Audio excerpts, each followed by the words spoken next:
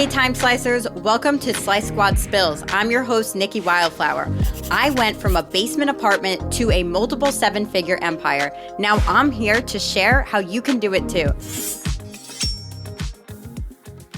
Hi, and welcome to Slice Squad Spills. I am Nikki Wildflower, your host, and I'm here with my sister and co-host, Jackie. Hi. And today, we're going to talk about how the riches are in the niches, bitches. Oh, yeah. Also, if you listen to last week's episode, or do we post them every 2 weeks? Whatever. If you listen to the last episode, we made sure that our sound quality today would be amazing. So thanks for bearing with us on the wonky sound. Let's really just hope for the best here with my sound quality, okay? Because it was me. I was the problem. But that's fine. So the riches are in the niches. So this is really the next step in the blueprint. Like, you really want to be able to niche down and figure out who you serve. It's a really popular saying, right? You've heard that said before. The riches are in the niches. I kind of think it's niches, but that doesn't rhyme with riches. So it's niches. I say niche too. Like, narrow down your niche, not niche, but potato. It's hugely important to narrow down sort of your target marketing. This really comes down to a couple of things. So the way that I always put it is like, who do you trust more if you're about to get a surgery? A generalist or a specialist? You trust a specialist. The same thing goes into your marketing efforts. When you go too broad and you don't know what problem you solve or for who you solve it, it's going to be really hard to target people specifically, and it's going to be really hard to sort of set that authority in the first place. But like, here's why, and we'll get into like the objections I've heard to the niching down thing from our consulting clients on who start off maybe, or like people who were prospective consulting clients but like refuse to open up to this topic. So objections from business owners, you mean? Yeah. That's what I mean. Objections from business owners who are like, well, I just like doing it all. Like, congratulations, you like doing it all. And I understand that. Entrepreneurs, we have shiny object syndrome, right? Like, we want to do everything and then some. All I'm saying is that if you do not really like conquer one thing and put that out there as a thing, you are theoretically competing against an entire ocean of human beings and a really, really broad market. And to be honest with you, you don't have enough of a following to be, you don't, no one does, not even me. You don't have enough of a following to really be going after such a broad market and seeing the results of it. So like, you're going to face immense competition if you even try to be a jack of all trades. And it lowers your value. So like, when you narrow down and you enter a smaller, more specialized market where the competition is less intense, it's going to just allow you to stand out and establish yourself as an expert in a particular thing. And that's really what draws people to you. And we'll get into how to even figure that out as well. So, Jackie, what's like your journey with niching down? Because I remember when you were a jack of all trades, a Jackie of all trades. That was a tough one for me. And it remains a tough one for me. I literally have 3 Instagrams. Not every hobby needs to be a career. Not every hobby needs to be a career. You know what? So here's where I kind of landed on this journey. I have literally used the term I'm a Jackie of all trades in confidence before. And I'm going to stand behind the fact that I am a multi-talented human being. I really am. I do find that I'm really good at a lot of different things. And that I have a lot of different passions, and that I can speak to many different humans. And it wasn't reading clear on my market. Like, in my marketing, it wasn't reading clear. And I'm still kind of working on blending, I guess, both worlds of speaking to ethics in like bodywork industries and business, and like how to market to someone who really cares about both, right? Who is like interested in the psychology and ethics, and then also wants to use that to grow and retain their clientele. So I'm actually still on my niching down journey, I guess, in this next layer. I was just going to say, it sounds like maybe you haven't figured out your niche yet, Jackie. No, I know who my ideal client is, I swear. I know who like my target audience is, and I have been. I mean, they find me, right? So like, I've got to be doing it right, and I know I am. I'm pretty well versed in it. In the massage world, it was a little bit easier for me to narrow down because I'm really focused in like when I was taking new clients, which I no longer am. I just work with my dream clients. I was able to get them through being specific about what I did. And that's nervous system, like helping people regulate their nervous systems, not claiming to heal or fix, but to give them the tools as well. Like between sessions, give them homework, if you will, stuff like that. So I do have a pretty specific market and where I specialize in stress relief in massage. And then I've got a specific market I'm still working on the other side of my business. But yeah, it was a tough one for me, and it remains a tough one for me, and I think many of our clients too, our consulting clients who are multi-passionate, multi-talented. But I think we've hit the nail on the head on like finding a way forward that doesn't have to be like I specialize in this exact, like I'm a balayage person or I am this particular technique. Niche doesn't have to be technique, right? No, it's really more, it's really, I'm not saying like niche down your technique. It doesn't have to be that, but niche down what problem you solve for people. Like niche down who you're talking to. Who is your ideal client? Who is that avatar? Like down to the T. So for me, and this should make it a little bit easier for you,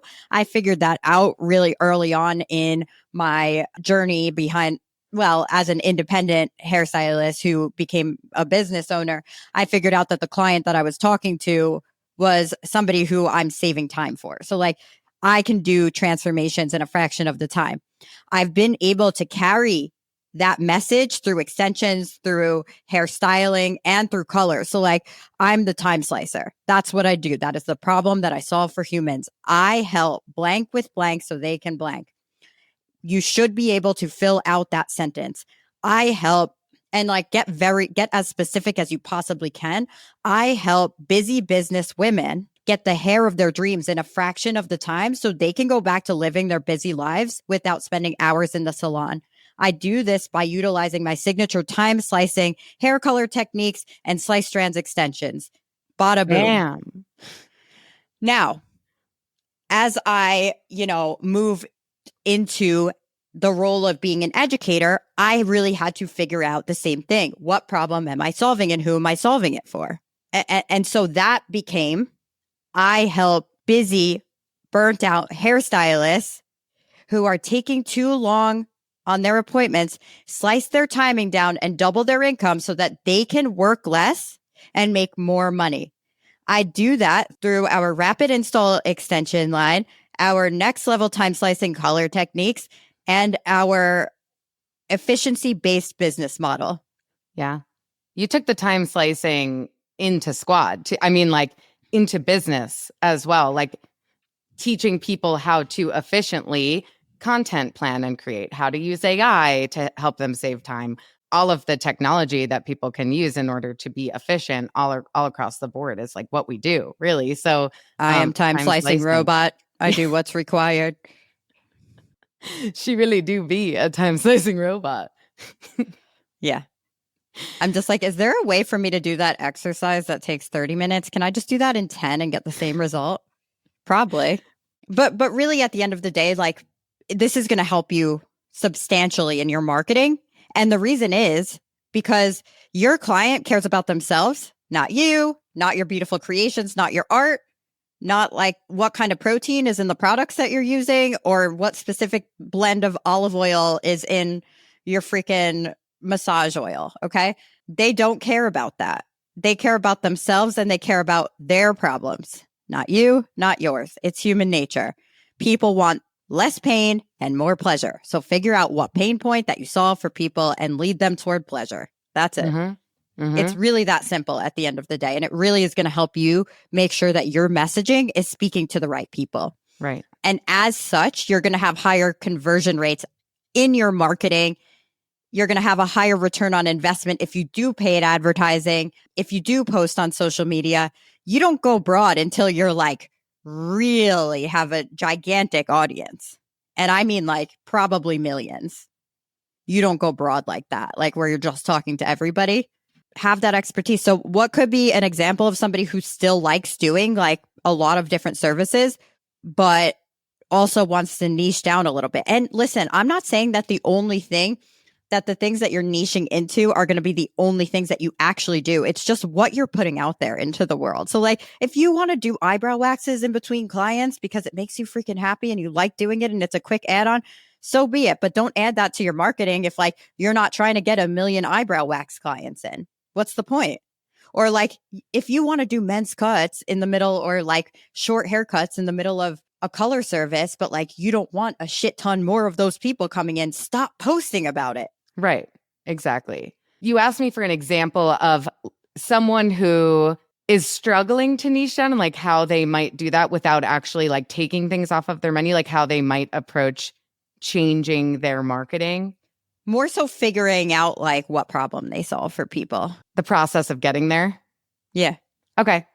So the way that I typically approach that with consulting clients is one, asking them if they were to walk into a room full of people who knew nothing at all about what they do, a room full of absolute newbies to whatever trade or service that they are in and that they do. What would they nerd out on? If someone was like, well, tell me a little bit about what you do and like why it's helpful. What direction would they go in? This is one way I help people who are like super lost in finding their way.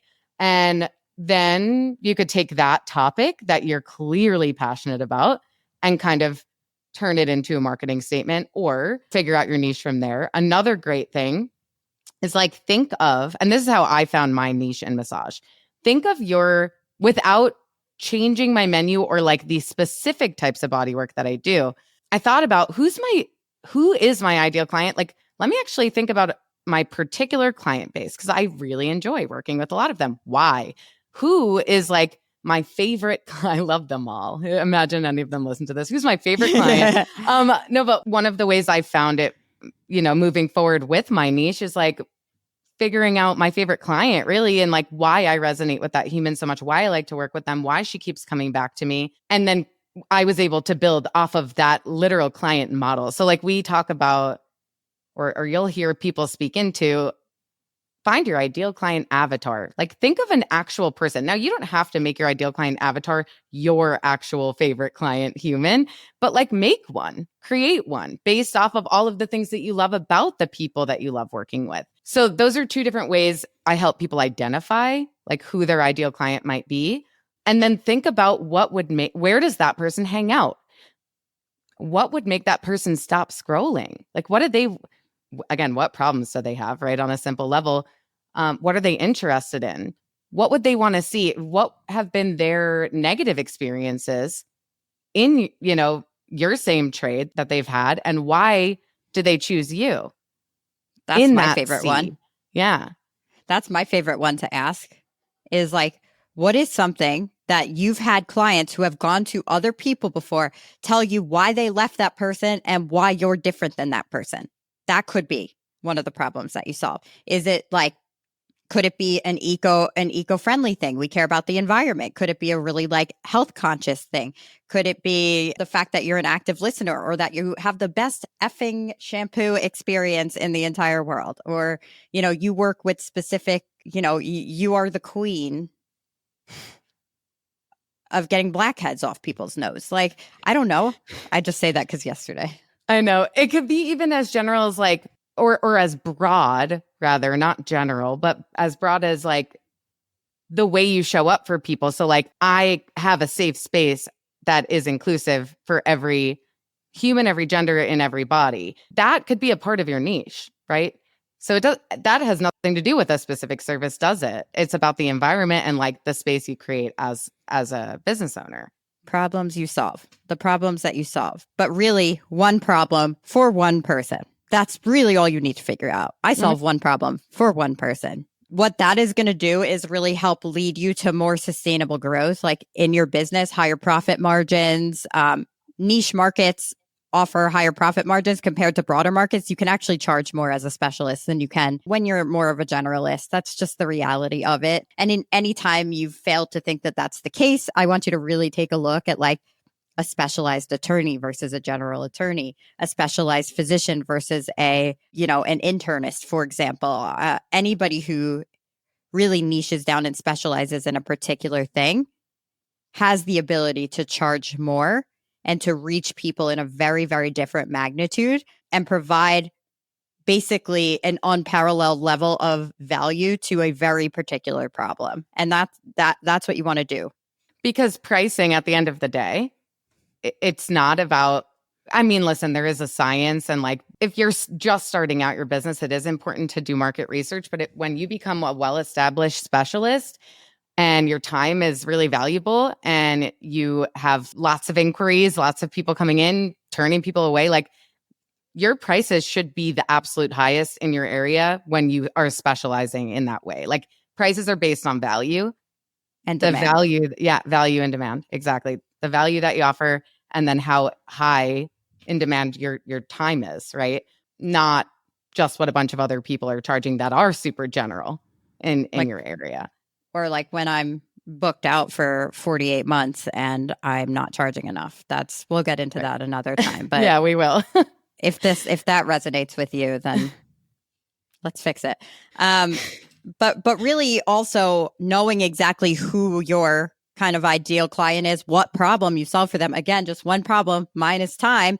It really allows you to sort of iterate and be flexible and agile and adaptable. So like if I know exactly who my ideal avatar is, then I know exactly what problems they're experiencing and what their needs are. So as I continue to grow my business, I'm able to be flexible with that. So because I'm the time slicing girly, I realized that, okay, my audience now, like there are a lot of people who are experiencing hair loss or want extensions. How do I take that and implement it into what I already have? Hi, insert slice strands, like, hello, time slicing extensions. Now I got the whole package. Same thing with my audience. So like if it's a burnt out stylist who doesn't have a lot of time, how many more like problems I'm able to adapt and figure out what the needs are of that particular person. It's one person. That's all you need to figure out. Like it's more than one person, but it's one person in your head. That needs to be all that you're speaking to. Right. Something I needed to remind myself of that in my marketing. Screwed up. What'd you do? I traded views for niche. Oh. Yeah. I prioritized going viral over serving my particular audience. And like, listen, it's not gonna grow the business. That's fine. Like sometimes you can just throw that in there for the hell of it, but like it's not gonna grow my business and it's not gonna necessarily reach the right people. No. I'm really a lot about like adaptability, right? And like tailored approach in every capacity. And so when it comes to narrowing down your niche and speaking to one person in your marketing, like any bit of content that you are producing to bring in clients should speak to that one person. Is it okay to give a little bit of your personal life, another interest? Like, actually, I'm sure that your ideal client would be open to seeing that. So like, will it completely and entirely grow your business and 100% convert to a new client? No, but will it nurture your audience that you do have from your niche marketing? Sure. I've shared content of me singing, literally a voiceover of me singing over, and my content speaks to creatives in business who want to grow their business and retain their clients ethically. Like that's what I do, right? Like that's who I speak to. And every once in a while I've thrown in something different, right? And my engagement on those are really high because my audience that I've already built through the actual like super niche marketing and speaking, they like to get to know me, right? Like we connect, we build trust through showing up authentically as well. So if you want to share a video of you and your family on your story, if you want to make a post about this weekend I did this, you could think about how you could tie that back into who your audience is, who that ideal client is, what parts of your life you're comfortable sharing, first of all, and like what they would like to see too. So it doesn't have to be like rigid and boring, right? Like it can be pure entertainment. Yeah, it could be pure entertainment sometimes, but just don't lose sight of like the number one thing that you can do to grow your business is add a ridiculous amount of value for one specific avatar for one specific problem and expect nothing in return. And sometimes value looks like entertainment, right? But the entertainment is valuable. The more you promote, the less you grow. The more you self-promote, the less you grow. Those conversations can be held privately, okay? Mm-hmm. Those conversations could be held privately, but you still need to prioritize adding value for people. When you're doing your posting, I don't want to see 48 times a week how many openings you have. You will not grow. I promise you that. You're making it about you, and it's not about you. It's about them. Niche down one problem for one avatar. That's it. What would someone post instead? Instead of posting their openings, let's say they do have a last minute opening or they've got a few openings in the upcoming week. Like, do you recommend that they post those at all? Maybe on their story or something different? Yeah. You can listen. Like, I'm not saying never do that. I'm just saying the ratio of like giving to asking needs to be wildly way more giving, disproportionate. Yeah. Like give, ask.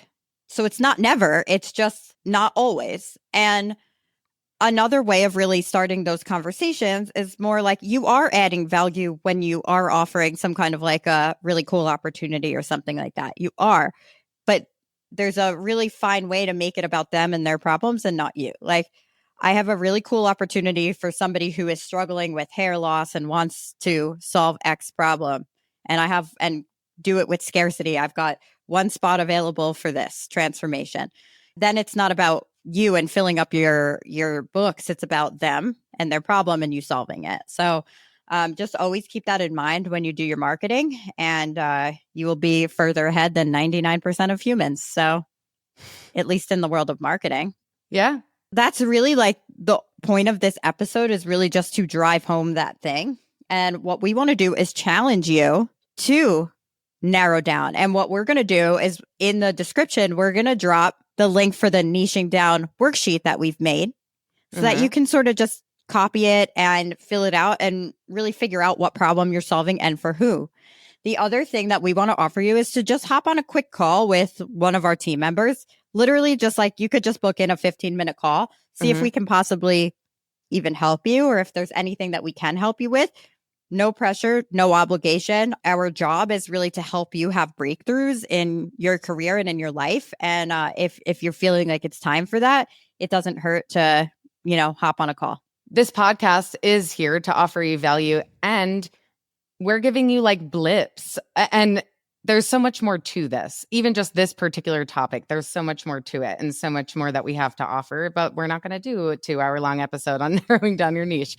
Remember, this is step 4 in the blueprint, in Nikki's blueprint to growing your business. And it's a lot of value, but it's a lot to hold yourself accountable to while you're trying to understand. And so if you do truly feel open to seeing if we can help, book that call. Also, take the worksheet and feel free to tag Slice Squad Consulting Instagram page if you do your first like niche post, because I would love to celebrate that with you. We would love to celebrate that with you. And that's all I got to say about that, baby. Bye, time slicers. Thanks for listening. Adios. Thank you for listening to Slice Squad Spills. If you're enjoying the show, please subscribe, leave a rating and review on your favorite podcast platform. Your feedback is going to help us improve and attracts more listeners to the show. Please share with your fellow time slicers. And hey, if you're ready to optimize your time and double your income, we've got you covered.